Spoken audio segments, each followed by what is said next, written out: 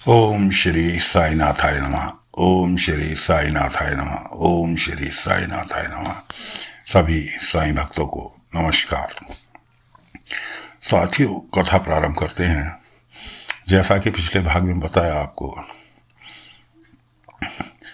कि भालचंद्र और उसकी पत्नी उमा, जो कि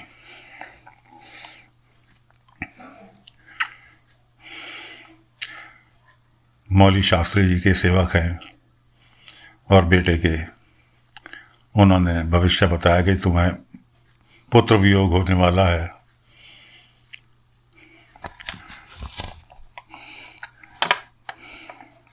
तो ये कथा को आगे बढ़ाते हैं।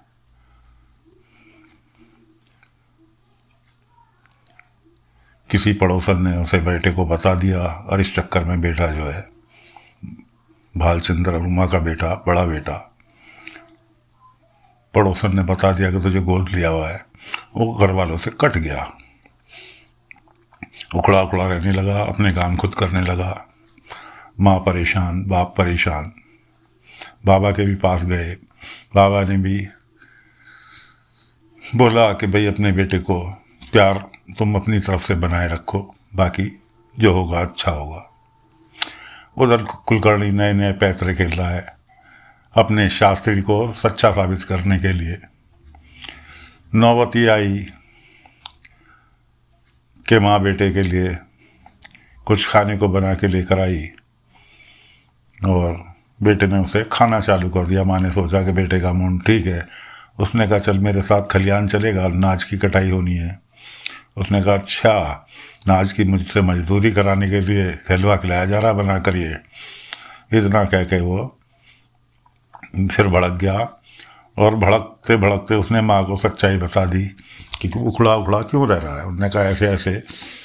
उन्होंने पड़ोस की नानी जो है, उन्होंने बताया कि मुझ तुझे गोद लिया हुआ है, चल मुझे तुम्हारे पास बिल्कुल नहीं रहना और मैं घर छोड़कर जा रहा हूँ। अभी तक तो माँ बाप दोनों अंधेरे में थे। भालचंद्र और उसकी पत्नी उमा दोनों अंधेरे में थे, लेकिन अब उन्हें सच्चाई पता चली। बेटा तो छोड़ के भाग गया, पैर पटकता हुआ जंगल की तरफ निकल लिया।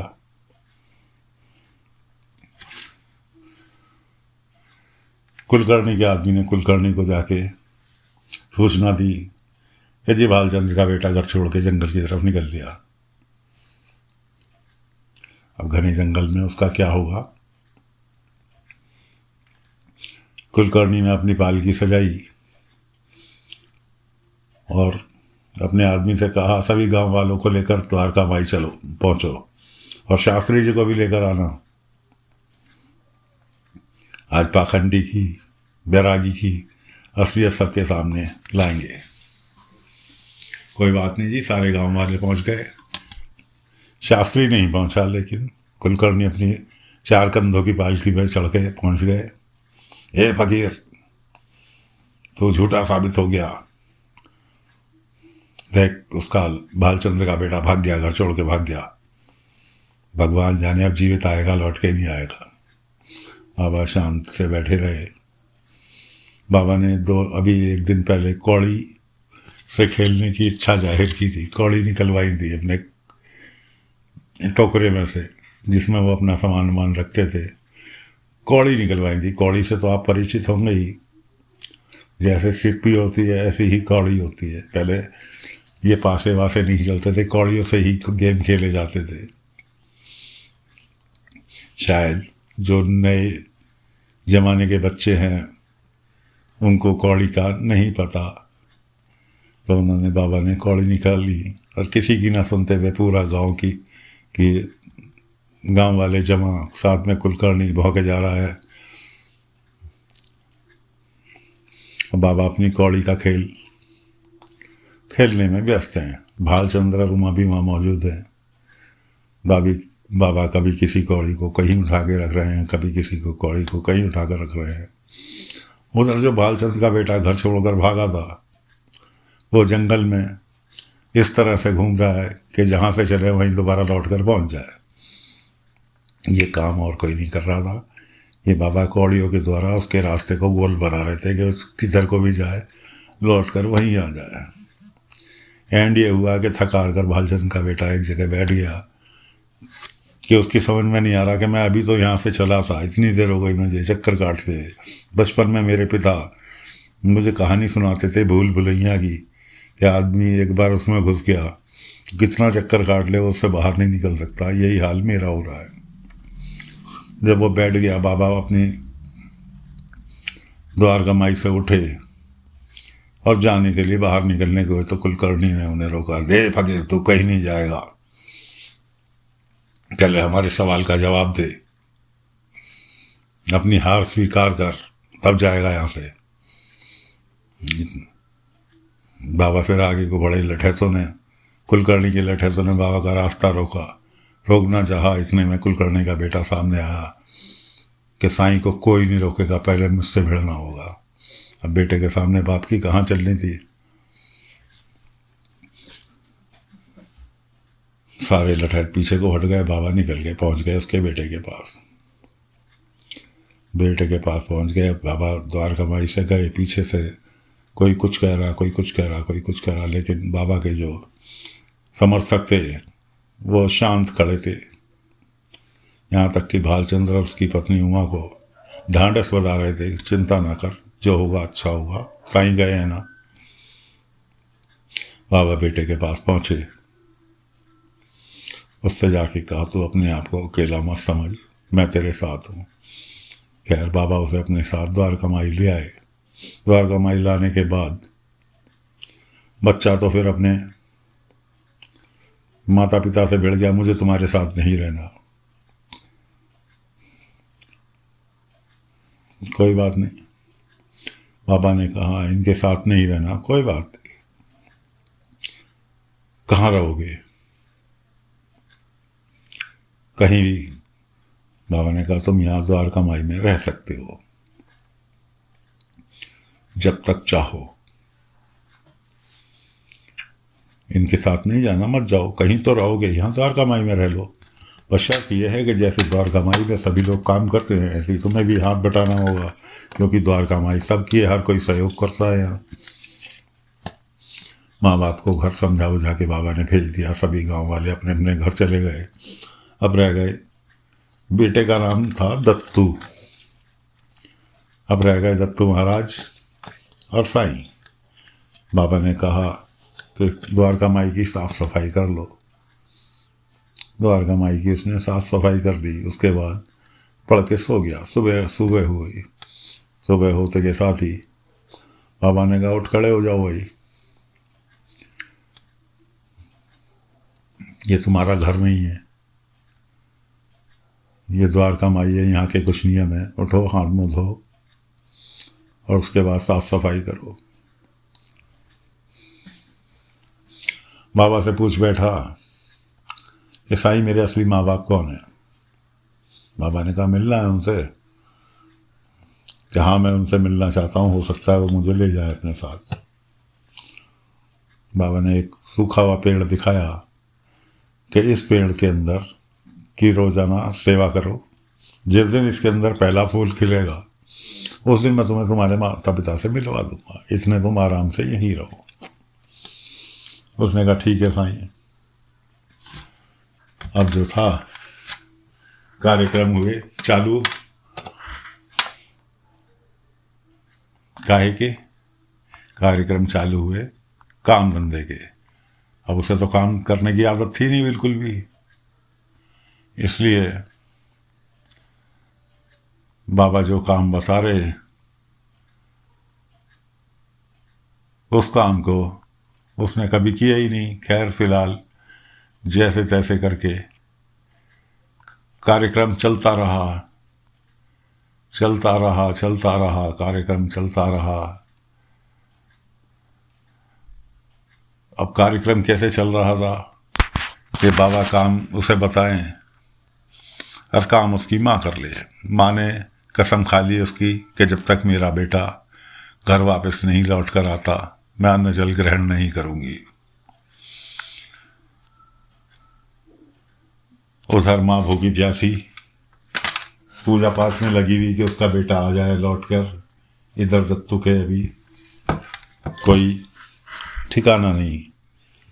वो उन्हें अपना कुछ समझ ही नहीं रहा। उधर कुलकर्णी सरकार प्रोग्राम बना रहे हैं उसे गांव से बाहर उठवा के फिकवाने का। जंगल में उन्होंने अपने आदमी लगा दिए पीछे कि इसे चुपके से उठाओ और ले जाके घने जंगल में फेंक आओ, वहाँ रहेगा, जानवर खाक हो जाएंगे, मार मूर देंगे। हमारे मौली शास्त्री जी की भविष्यवाणी सही साबित हो जाएगी। मौली शास्त्री इतने बड़े वाले केस हैं कि वो अपने से बड़ा किसी को समझ ही नहीं रहे। मौली शास्त्री कह रहे मेरी दुनिया इधर की उधर हो जाए, मेरी भविष्यवाणी गलत नहीं हो सकती। कुलकर्णी पहुंचा, उन्होंने कहा शास्त्री जी तुम कैसा ना हो कि तुम ध्यान मग्न हुए बैठे रहो, तुम हल्के में ले रहे हो फकीर को हल्के में मत लो, मैं उससे बहुत सालों से भुगत रहा हूँ, तुम नहीं जान रहे अभी। मौली शास्त्री ने भी कुलकर्णी को भी अनदेखा करके कि कुलकर्णी सरकार बाद में मैं तुम्हारे पास आऊँगा मिलने के लिए, फिलहाल तो मुझे ध्यान में बैठना है और मेरे ध्यान में विघन मत डालो।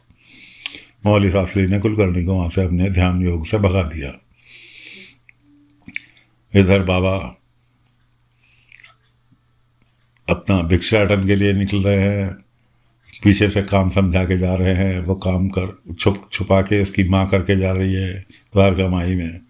तो दोस्तों अब तैयारी हो रही है, कुलकर्णी सरकार दत्तू को उठाकर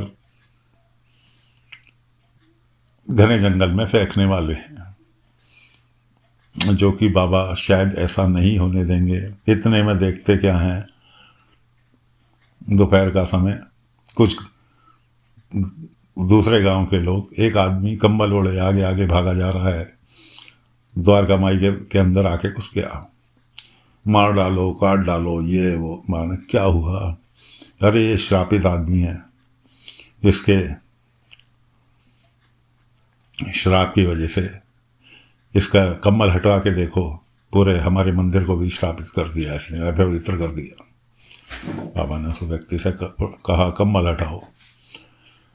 उसने गड़े कहने पर कम्बल हटाया, देखा तो उसके शरीर पर सफ़ेद दाग के निशान थे पूरे शरीर पर। बाबा ने उन्हें छू के देखा। गांव वाले कहने लगे क्यों छू रहे हो, तुम्हें घिन नहीं आ रही? इसने तो हमारे मंदिर तक को अपवित्र कर दिया। बाबा ने कहा सोच कि कहानी क्या है। बाबा ने उससे कहानी पूछी। उसने कहा मेरा लड़का बीमार पड़ा था, मैंने मन्नत मानी थी भगवान जी से कि मैं सोने का हार चढ़ाऊंगा, मेरा बेटा ठीक कर दो। बेटा ठीक हो गया। अब मेरे पास इतने पैसे तो जुड़े कि मैं भगवान जी को हार चढ़ा दूँ। तो मैं मंदिर में यही कहने गया था, भगवान जी मुझे इतना पैसा तो दो कि मैं तुम्हारे जो अपनी मन्नत पूरी कर सकूं, कि देने वाले भी वही, लेने वाले भी वही। बाबा ने कहा ठीक है। बाबा ने उनमें से ही जो गांव वाले उसे मारने के लिए दौड़ रहे थे, एक घड़ा पानी का भरा हुआ घड़ा उठाया, उनमें से एक आदमी को बुलाया जो ज़्यादा बोल रहा था, यहाँ बैठो इस पत्थर पे। और बाबा ने उसके आधा मटका पानी उसके सिर पर से डाल दिया।